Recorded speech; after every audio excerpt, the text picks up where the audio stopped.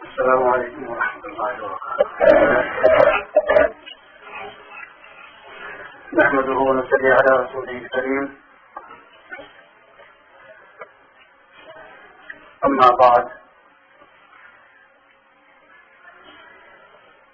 فقد قال الله تبارك وتعالى في القرآن المجيد والفرقان الحميد: أعوذ بالله من الشيطان الرجيم. وإذا سمعوا ما أنزل إلى الرسول ترى أعينهم تفيض من الدمع مما عرفوا من الحق. فقال تعالى: وما خلقت الجن والإنس إلا ليعبدون. فقد ورد في الحديث الشريف عن علي رضي الله تعالى عنه قال: سألت رسول الله صلى الله عليه وسلم عن سنته فقال: المعرفة رأس مالي إلى آخر الحديث. سامعین کرام، آپ کے سامنے دو آیات قرآنی اور ایک حدیث نبوی صلی اللہ علیہ وسلم کا ایک جملہ آپ کے سامنے پڑھا گیا ہے. حدیث پاک جو حضرت علی بن ابی طالب رضی اللہ تعالی عنہ سے نقل کی گئی ہے، جس میں نبی اکرم صلی اللہ علیہ وسلم کے محاسن اخلاق، عمدہ اخلاق اور مکارم عادات، عمدہ خصلتیں اور عمدہ عادتیں بیان کی گئی ہیں. 17 چیزیں ہیں جو سنت مصطفیہ اور طریق محمدیہ کے بیان کے لیے 17 چیزیں بتلائی گئی ہیں، اور ان 17 چیزوں میں سے پہلا جملہ نبی کریم صلی اللہ علیہ وسلم نے فرمایا کہ المعرفۃ رأس مالی، کہ معرفت یہ راس المال یعنی سرمایہ ہے، اصل پونجی ہے اور کیپٹل ہے یا ایسٹ ہے، جو چاہے اس کو کہہ سکتے ہیں. تو اس حدیث سے یہ بات معلوم ہوتی ہے کہ مسلمان کا اصلی سرمایہ وہ اللہ تبارک و تعالیٰ کی معرفت ہے، اللہ کی پہچان ہے. اسی لیے ہر مسلمان عارف ہے، یعنی اللہ کو جاننے والا، پہچاننے والا ہے، اور ہر عارف باللہ وہ مسلمان ہے. تو ہر مسلمان کو چاہیے کہ وہ اللہ تعالیٰ کی معرفت اور اس کی پہچان حاصل کرنے کی کوشش کرے، کیونکہ جس چیز کی پہچان ہو جاتی ہے، جس چیز کی جان پہچان حاصل ہو جاتی ہے، تو اس سے انس اور محبت اور تعلق قائم ہو جاتا ہے. مثال کے طور پر اگر کوئی چند گھنٹوں کا سفر کر رہا ہو اور اس سفر میں کسی کی معرفت حاصل ہو جائے، کسی کا تعارف حاصل ہو جائے، کسی سے جان پہچان حاصل ہو جائے، تو وہ سفر جو ہے وہ پرلطف بن جاتا ہے اور آسانی کے ساتھ کٹ جاتا ہے. اور پھر ایک دوسرے کا تعارف اور معرفت حاصل ہونے کے بعد جدائی کے وقت ان دونوں کو افسوس بھی ہوتا ہے اور غم بھی ہوتا ہے.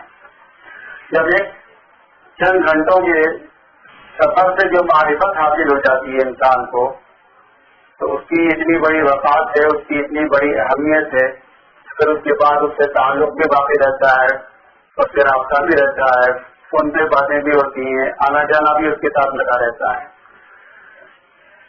جب انسان سے معرفت یہ ہو جاتی ہے تو یہ نتیجہ ہوتا ہے، تو اللہ تعالیٰ کی معرفت، اللہ تعالیٰ کی جان پہچان جس بندے کو حاصل ہو جائے تو پھر اس کا کیا ٹھکانا.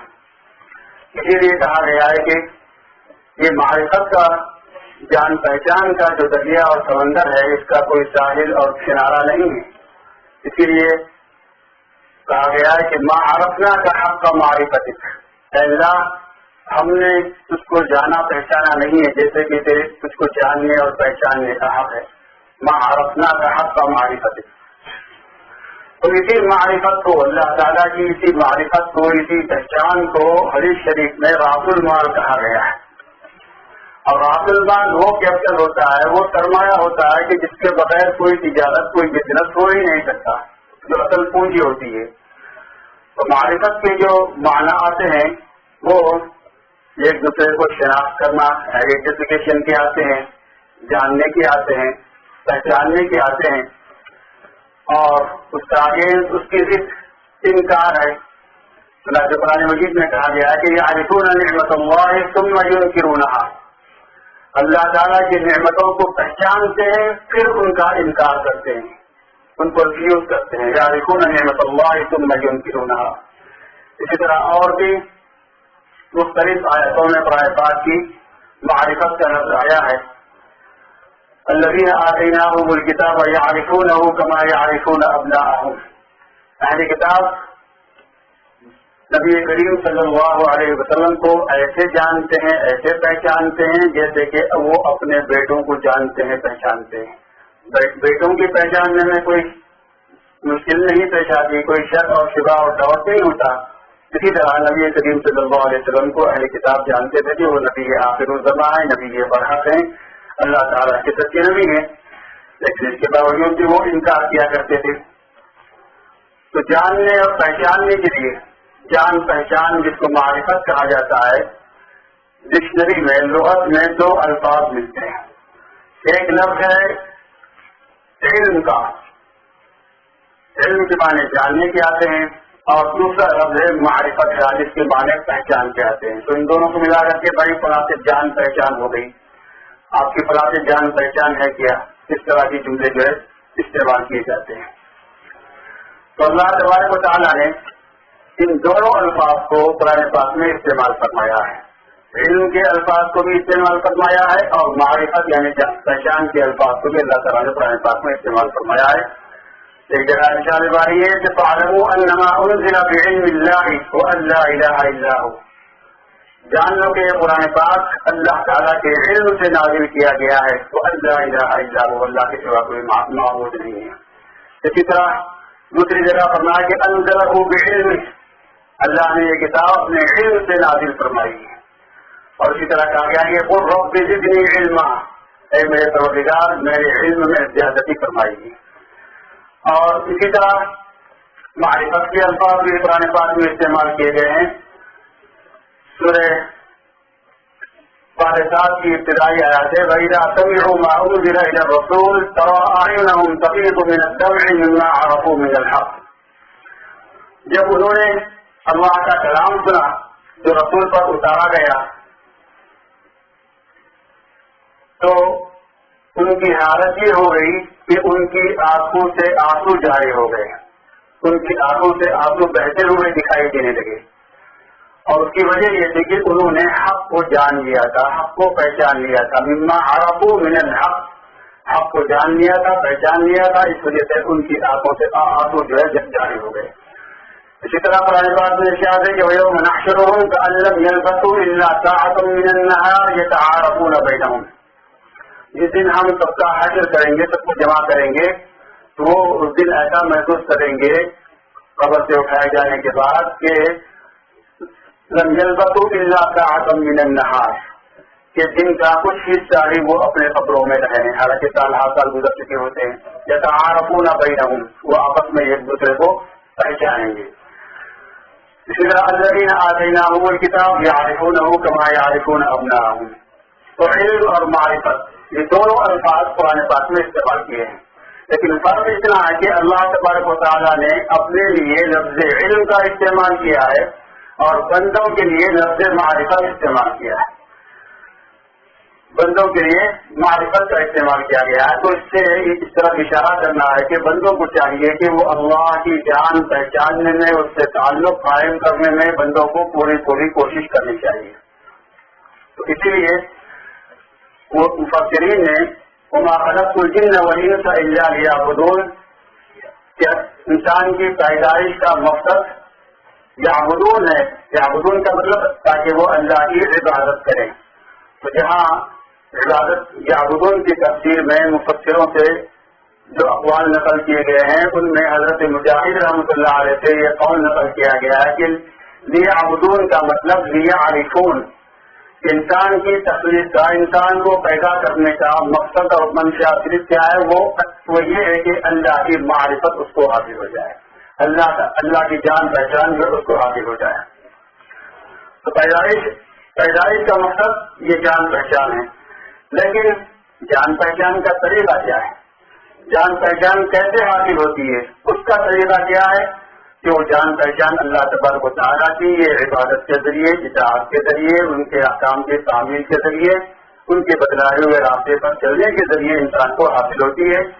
اور یہی جان پہچان کا طریقہ اور یہی جان پہچان کا تعلق شریعت کے اندر معتبر ہے، کیونکہ فلاسفہ یہ کہتے ہیں کہ جو عبادت کے علاوہ اور طریقوں سے بھی اللہ کی معرفت حاصل ہو سکتی ہے.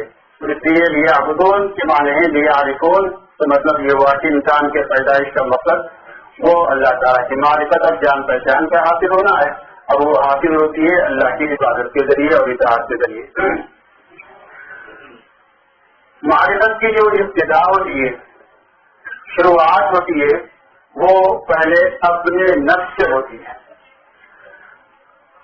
اور پھر یہ طریقہ اور یہ سلسلہ بڑھتا چلا جاتا ہے، یہ تعلق بڑھتا چلا جاتا ہے، یہاں تک کہ اس کی کوئی انتہا نہیں ہوتی.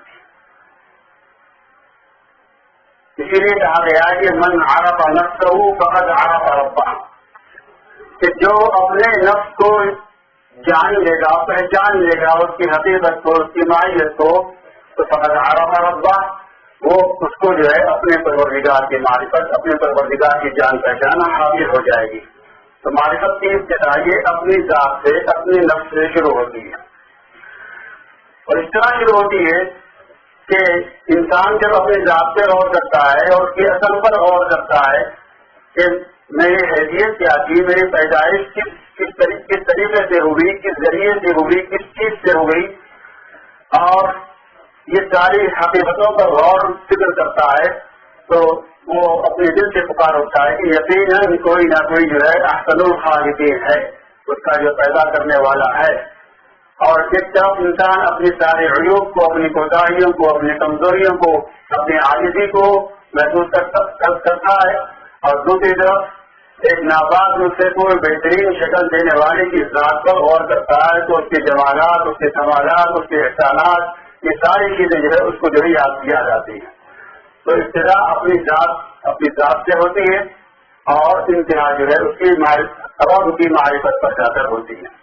تو اس لیے ایک طرف تو اپنے اس کو عیوب اور کمی اور کوتاہیاں نظر آتی ہیں، اور دوسری طرف اللہ تعالیٰ کے بے کمالات اور صفات نظر آتے ہیں، تو اپنے رب کو جان لیتا ہے اور پہچان لیتا ہے.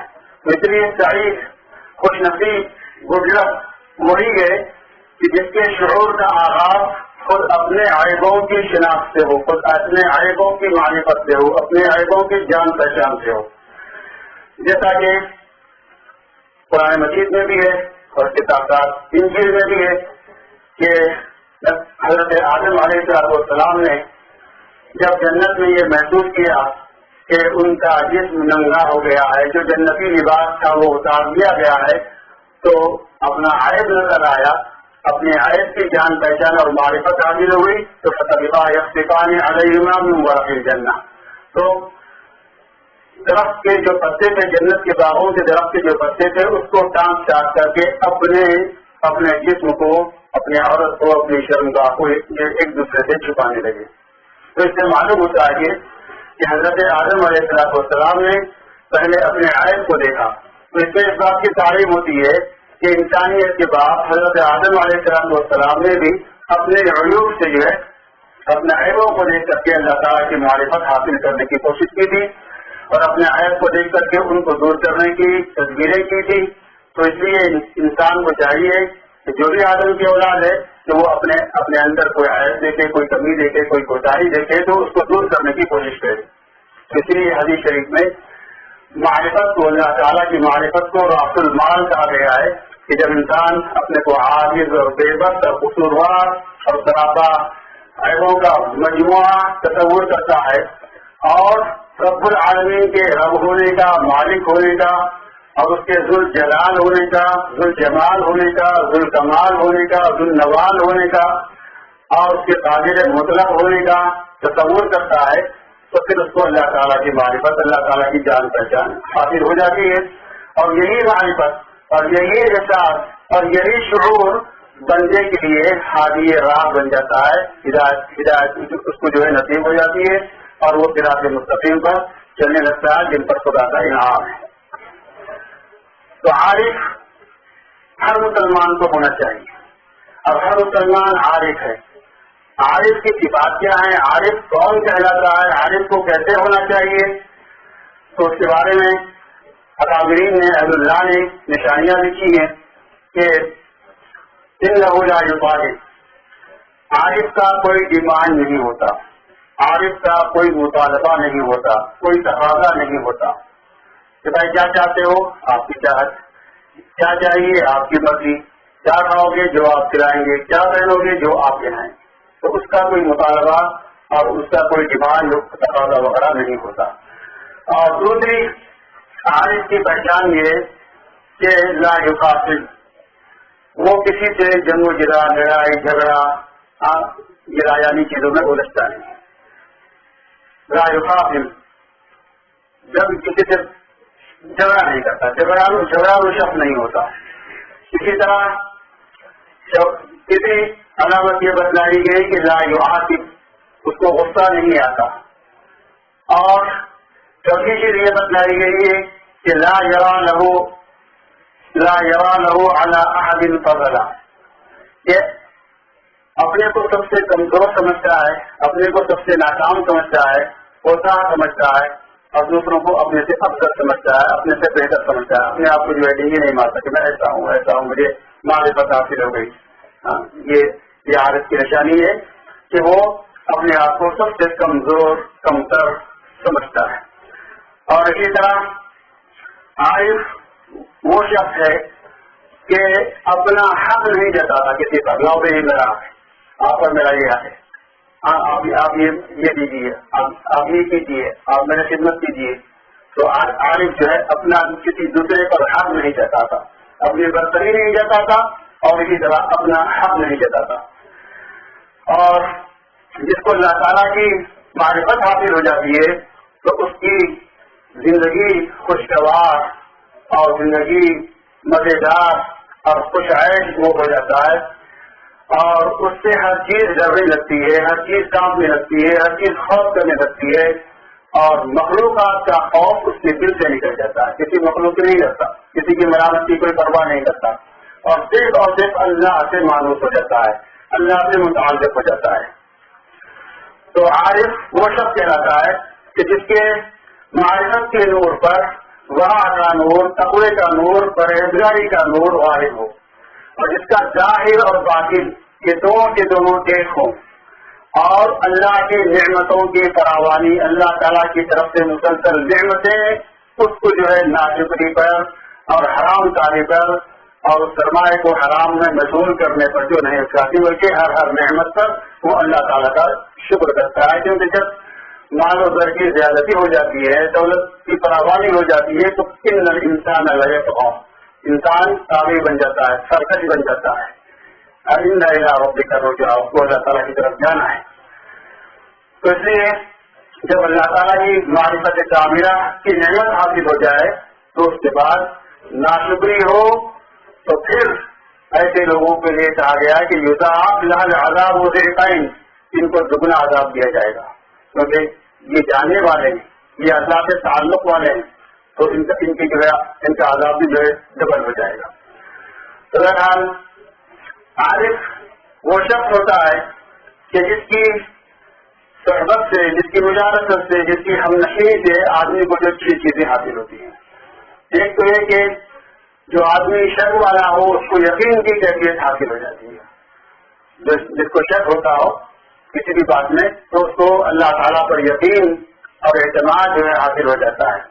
اور جو ریاکار ہو وہ اخلاص والا ہو جاتا ہے، اللہ کا مخلص بندہ ہو جاتا ہے، اور جو غفلت میں مبتلا ہو، غافل ہو، وہ اللہ کا ہر دم ذاکر بن جاتا ہے، اللہ کو یاد کرنے والا بن جاتا ہے، اور اس کی دنیا سے آخرت کی طرف رغبت بڑھ جاتی ہے، دنیاوی رغبتیں، دنیاوی خواہشیں یہ ساری کی ساری جو ہے اس کے ختم ہو جاتی ہیں، وہ آخرت کی طرف جو متوجہ ہو جاتا ہے، اور اسی طرح اس سے تکبر ختم ہو جاتا ہے، وہ تواضع کی طرف مائل ہو جاتا ہے، تکبرانہ صفتیں اس کی جو ختم ہو جاتی ہیں، اور جتنی بھی بد اخلاقیاں ہیں، بری عادتیں ہیں، وہ جو ہے اس کی ساری ختم ہو جاتی ہیں، وہ ہر مسلمان کے لیے ناصح، خیر خواہ، غم گسار، ہمدرد بن جاتا ہے۔ تو یہ 6 عارف ہونے کی علامتیں ہیں۔ تو بہرحال سالوں کا آنا جانا، ماہوں کا آنا جانا، دنوں کا آنا جانا اور ساتوں کا آنا جانا، یہ تمام چیزیں ہم کو یہ سبق دیتی ہیں کہ ہم اللہ تبارک و تعالیٰ کی معرفت حاصل کریں، جس کو معرفت الہیہ نصیب ہو گئی، اللہ تعالیٰ کی پہچان نصیب ہو گئی، وہ سب سے بڑا دولت مند ہے، اور اس کا بیڑا جو ہمیشہ ہمیشہ کے لیے پار ہو جائے گا۔ اور اللہ کی معرفت حاصل کرنے کے ساتھ ساتھ اللہ تعالیٰ کی شکر گزاری کریں، ہر سانس پر شکر گزاری کریں۔ سال تو بہت دور کی بات ہے، ہر سانس پر، سانس کے آنے پر، سانس کے جانے پر اللہ تعالیٰ کا شکر گزار ہونا چاہیے، اور اگر آپ میٹر کے ساتھ رک جائے تو اس کی موت ہو جائے گی۔ تو اسی طرح جو ابتدائی آزمائشی حالات ہیں، مخالف حالات ہیں، تو ان پر جو ہے اس کو صبر کرنا چاہیے، اللہ تعالیٰ کی آزمائش پر صبر کرنا چاہیے، اور اللہ تعالیٰ کے جو سچے وعدے ہیں ان کی بشارت سے اپنے دل و دماغ کو کھلے بہار کی سیر کرانا چاہیے، ان وعدوں پر یقین رکھنا چاہیے، اور اسی طرح اللہ تعالیٰ کی جو وارننگ ہیں، دھمکیاں ہیں، جنت کی، دوزخ کی، ان کی ناراضگی کی، ان سے جو ہے ڈرتے رہنا چاہیے، اور اپنے آپ کو سراپا عجز و انکسار بنانا چاہیے کہ انسان کے اندر تواضع ہو، للہ تو فنائی تو یہ چیزیں جو ہے یہ جو ہم کو جو ہے سال کے آنے جانے، سانس کے آنے جانے سے یہ ہم کو تعلیم ملتی ہے کہ ہم کو یہ طریقے اپنانے چاہیے، اور یہ دولت یوں ہی حاصل نہیں ہوتی، جو دنیاوی دولت حاصل نہیں ہوتی، جو آخرت کی پائیدار دولت ہے وہ کیسے حاصل ہوتی؟ تو یہ تو اہل اللہ کے تعلق سے، اللہ والوں سے محبت سے، اللہ والوں کی ضرورت سے، اتقوا اللہ وکونوا مع الصادقین، اللہ تعالیٰ سے ڈرو اور صادقین کے ساتھ ہو جاؤ، یعنی اہل اللہ کی صحبت حاصل کرو، تو ان کی جوتیوں کے دوپہر ان کی جوتیاں سیدھی کرنے سے حاصل ہوتی ہے۔ تو اس لیے یہ دنیا سے بہرحال گزر جائے گی، اور لطف دنیا کے لطف دنیا کے ہیں کئی دن کے لیے، لطف دنیا کے ہیں کئی دن کے لیے، کتنے دن کے لیے لطف دنیا کے مزے؟ تو کھونا جنت کے مزے ان کے لیے، جنت کے مزے ان کے لیے ہم کو جو ہے ظاہر کرنی چاہیے، گواہ لینی چاہیے۔ دیکھ جنت اس قدر سستی نہیں، دیکھ جنت اس قدر سستی نہیں، بہر غفلت یہ چلی ہستی نہیں، ایک دن مرنا ہے آخر موت ہے، کل یہ کرنا ہے آخر موت ہے، جس طرح سال گزر گیا اسی طرح ہم بھی گزر جائیں گے، ہمارا بھی وجود نہیں ہوگا، ہمارا بھی نشان نہیں ہوگا۔ اس لیے جتنے بھی ہم کو فرصتیں ملی ہوئی ہیں اس میں اللہ تعالیٰ کی قدر جو ہے عبادت کرنی چاہیے، اللہ تعالیٰ کی معرفت حاصل کرنی چاہیے، اور اللہ تعالیٰ سے جو تعلق پیدا کرنا چاہیے۔ اللہ تعالیٰ ہم سب کو بتا